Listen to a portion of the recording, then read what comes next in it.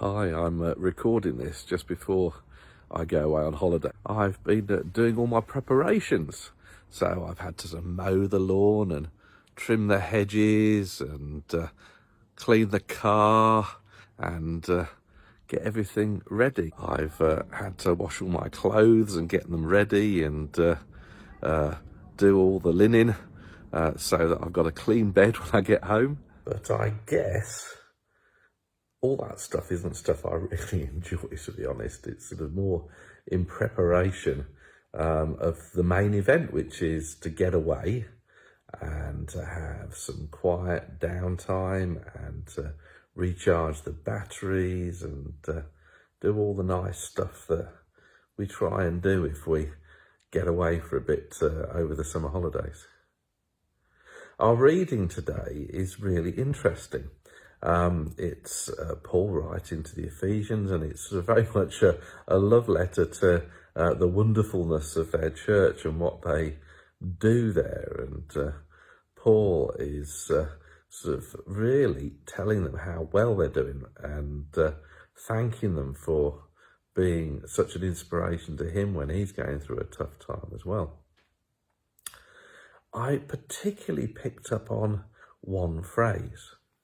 It's verse 18. It goes something along the lines of, with the eyes of your heart enlightened, you'll be able to perceive what hope you are given by God. What an interesting thing to say.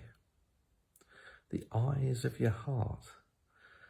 Now, I don't know what that means to you, but certainly in my plans for going on holiday, my heart is set on the hope of having a really lovely time, of time to reflect, of time for shaping the future a little bit in that peace and that space, and living a bit, living really as the stuff that we don't always get to do when we're working. And I wonder what the eyes of my heart are saying about that. Is this really what I want from my holiday? Do we put more pressure on it than we should? Do we try and do too much?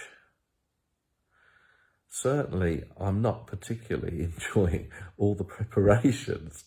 So hopefully I'll be almost more enlightened by the time I get there, because it'll be such a relief to have got all the other stuff out the way and just to be able to live and be.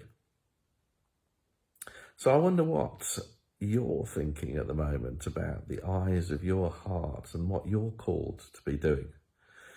We might be in preparation mode, doing the day-to-day, but at what point do we stop and reflect? And hopefully over the summer, we'll all have a chance with the warm weather, just sat in the garden, or at some point to ask God what we're called to.